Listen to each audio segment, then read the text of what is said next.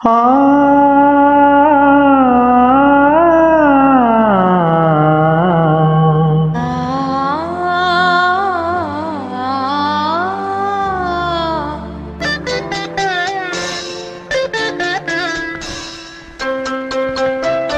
சங்கீத ஸ்வரங்கள் எடே கணக்கா இன்னும் இருக்கா என்னவோ மயக்கம்.